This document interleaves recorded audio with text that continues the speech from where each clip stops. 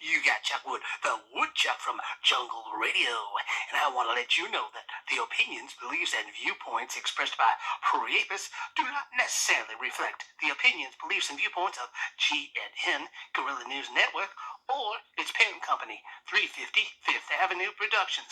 My bosses. And after all, PriAPEus is a 400-pound gorilla that talks. And that's just bananas.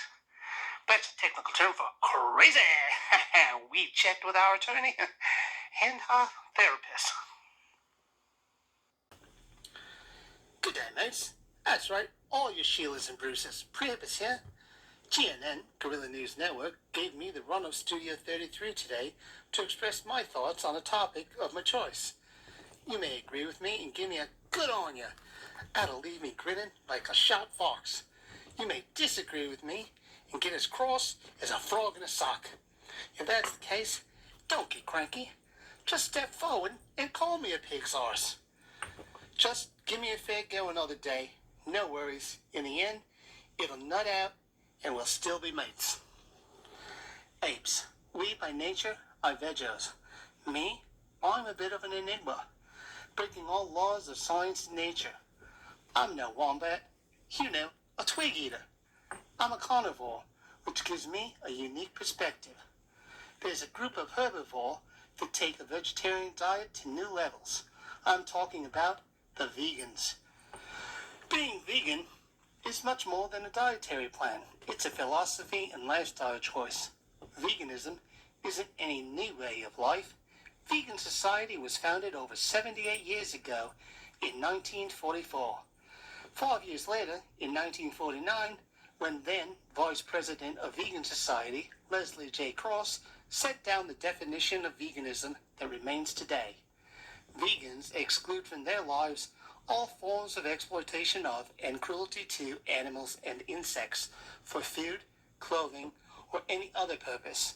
In turn, vegans promote the use of animal-free alternatives. Mistake me not. I'm not condemning vegans, nor am I saying they shouldn't live their lifestyle they have chosen. What I am saying is, veganism is, in its root form, a flawed ideology. First, let's talk about food. Vegans don't consume products derived wholly or partially from animals.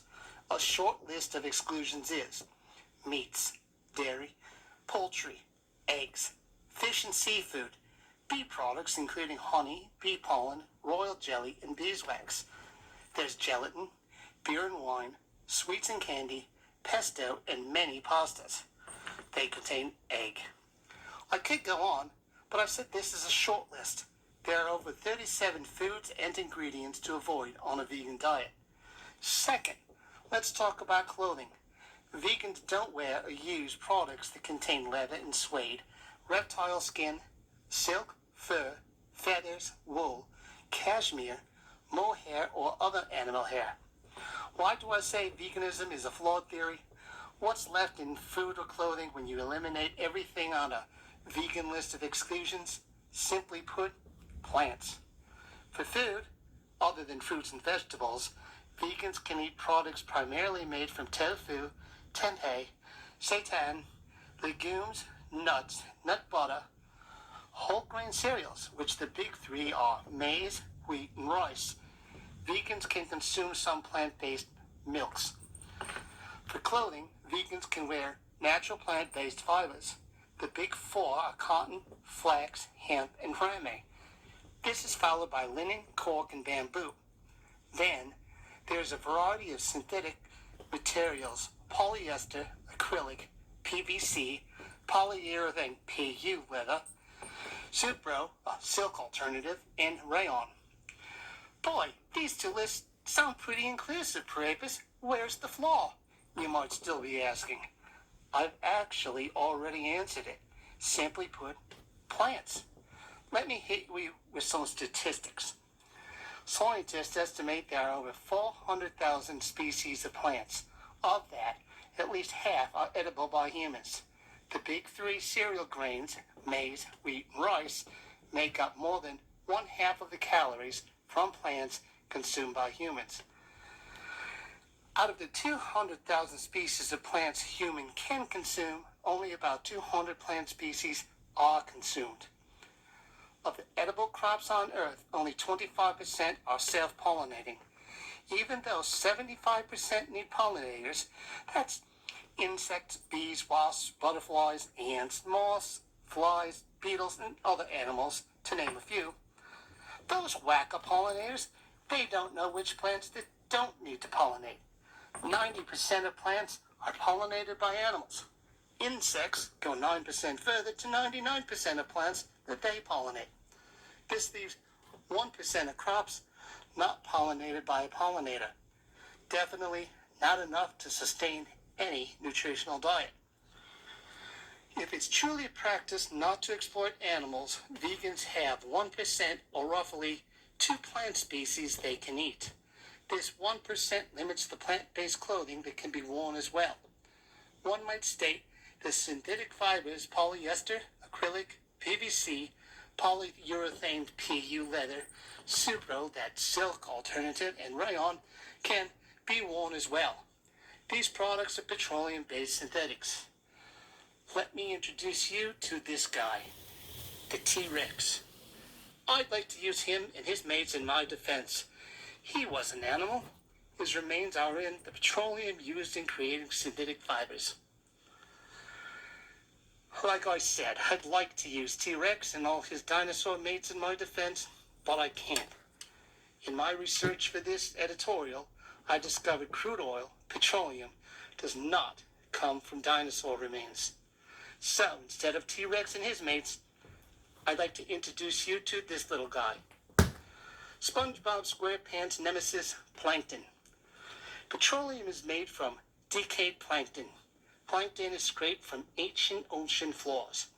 Plankton refers to both plant and animal beings that float along the sea's tides and currents. Jellyfish, ocean sunfish, and starfish are all plankton. Fertilized blue marlin eggs develop into less than a millimeter-long larva that spends most of their early days floating along with other zooplankton. Many species of fish start out in the same way, as plankton. So, with respect for the dead animals in the makeup of plankton, and following the ideology of veganism, not exploiting any animal, synthetic fibers cannot be worn by vegans. A quick note regarding other things such as cosmetics, perfumes, and toiletries, as well as the gasoline to power your car. In essence, they, according to the root ideology of veganism, they exploit animals. And remember the mention of beeswax a few minutes ago?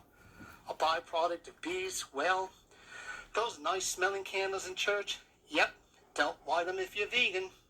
So, to me, it stands out like a dog's balls.